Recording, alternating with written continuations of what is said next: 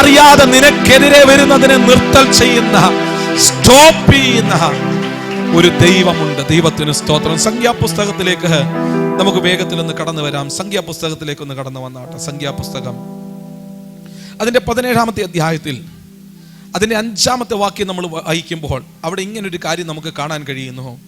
ഞാൻ തിരഞ്ഞെടുക്കുന്നവന്റെ വടി തളിർക്കും. ഇങ്ങനെ ഇസ്രായേൽ മക്കൾ നിങ്ങൾക്ക് വിരോധമായി പിറുപിറുക്കുന്നത് ഞാൻ നിർത്തലാക്കും. ദൈവത്തിന് സ്തോത്രം. ആരോടാ ഇത് പറയുന്നതെന്ന് അറിയാമോ? മോശയും അഹരോനും ഉൾപ്പെട്ടു നിൽക്കുന്ന ശുശ്രൂഷകണം. സ്തോത്രം. 16-ാമത്തെ അധ്യായം നമ്മൾ വായിക്കുമ്പോൾ അവിടെ നമുക്ക് കാണാൻ കഴിയുന്നുണ്ട്, ഒരു കൂട്ടം അഭിഷക്തർക്ക് വിരോധമായിട്ട് എഴുന്നേൽക്കുകയാണ്. സ്തോത്രം. അഹരോൻ അങ്ങനെ തുടങ്ങി ആ പ്രിയപ്പെട്ടവന്റെ നേതൃത്വത്തിൽ ചിലരൊക്കെ എഴുന്നേറ്റ് നിന്ന് ദൈവത്തിന്റെ തിരഞ്ഞെടുപ്പുള്ള, ദൈവത്തിന്റെ വിളിയുള്ള അഭിഷക്തർക്ക് നേരെ എഴുന്നേൽക്കുമ്പോൾ ദൈവത്തിന് സ്തോത്രം. നമുക്കറിയാം, ദൈവം അവിടെ ഇറങ്ങി വന്നിട്ട് ഭൂമി പിളർന്ന് അവരെ മുഴുവനായി വിഴുങ്ങിക്കളയുന്നതിൻ്റെ ഒരു ചരിത്രം തൊട്ട് മുമ്പിലത്തെ അധ്യായത്തിൽ 16-ാമത്തെ അധ്യായത്തിൽ നമുക്ക് കാണാനായിട്ട് കഴിയുന്നുണ്ട്. എന്നാൽ 17-ാമത്തെ അധ്യായത്തിലേക്ക് വരുമ്പോൾ അവരുടെ പിറുപിറുപ്പ് എന്ത് ചെയ്യും? നിർത്തലാക്കും. സ്തോത്രം. ഇസ്രായേൽ ജനം പലപ്പോഴും പിറുപിറുക്കുക. ആർക്കെതിരെയാണെന്നറിയാമോ? ദൈവം തിരഞ്ഞെടുത്ത അഭിഷക്തർക്കെതിരെ. സ്തോത്രം. മോശയും അഹരോനും തുടങ്ങിയ കൂട്ടത്തിനെതിരെ അവര് പിറുപിറുക്കുമ്പോൾ ദൈവത്തിന് സ്തോത്രം. മോശയെ, നിനക്കൊന്നും ചെയ്യാൻ കഴിയുന്നില്ലെങ്കിലും, ആരുടെയും വായൊന്നും പൂട്ടിക്കെട്ടാൻ നിന്നെ കൊണ്ട് കഴിയുന്നില്ലെങ്കിലും നിനക്ക് വേണ്ടി ഞാൻ ഇറങ്ങി പ്രവർത്തിക്കും. അവരുടെ പിറുപിറുപ്പിനെ ഞാൻ നിർത്തലാക്കുമെന്ന് ദൈവത്തിന് സ്തോത്രം.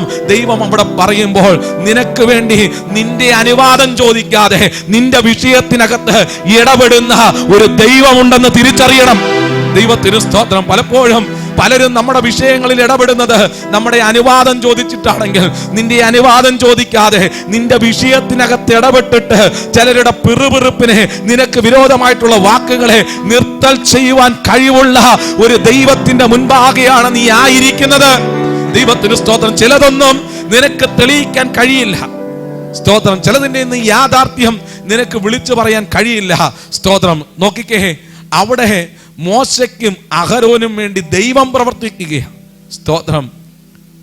മോശയ്ക്കും അഹരോനും വേണ്ടി ദൈവം പ്രവർത്തിക്കുന്നത്, എല്ലാ ഗോത്രത്തിൽ നിന്നും 12 വടികളെ കൊണ്ടുവന്ന് ദൈവത്തിന്റെ സന്നിധാനത്തിൽ വെക്കുമ്പോൾ അവിടെ ദൈവം പറയുന്നു, ഞാൻ തിരഞ്ഞെടുത്തവന്റെ വടി എന്ത് ചെയ്യും?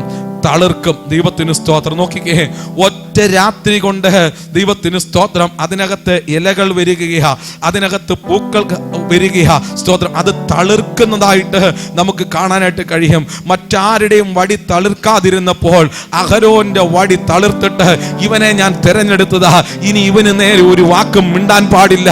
അങ്ങനെ ലക്ഷോപലക്ഷം വരുന്ന ജനത്തിന്റെ പിറുപിറുപ്പിനെ നിർത്തലാക്കിയ ഒരു ദൈവമാണ് നമ്മുടെ ദൈവമെങ്കിൽ ഇന്ന് പകൽ എത്ര പേർക്ക് ദൈവത്തെ സ്തുതിക്കാൻ കഴിയുന്നുണ്ട്?